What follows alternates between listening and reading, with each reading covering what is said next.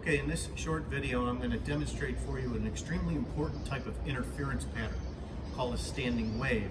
Standing waves will become very important a little bit later on when I start to talk about musical instruments. But for now, let me give you the basic idea of the interference pattern here by using this spring. So let me go ahead and stretch out the spring like so.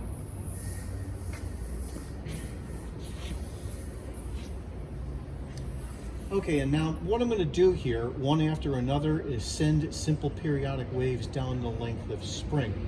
When I do, those waves will then reflect at the closed end that the spring is attached to, such that all of the reflections will be pi radians, or 180 degrees, out of phase with respect to the incident waves.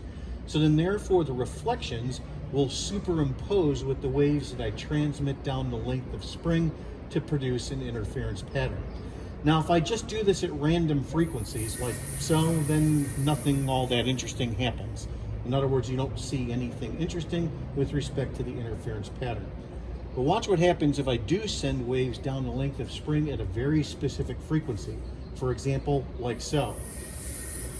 What you're looking at here is a wave that appears to be oscillating in place. That's why this is referred to as a standing wave. So what I am doing is I am sending one periodic wave after another down the length of spring. Those waves then reflect back towards me. They combine with the waves that I continue to transmit to produce then this standing wave pattern. Okay, now watch what happens when I specifically double the frequency of my hand. Like so.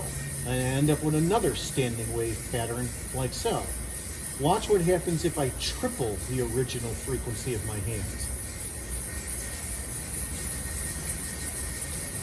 Like so, and I end up with another standing wave pattern.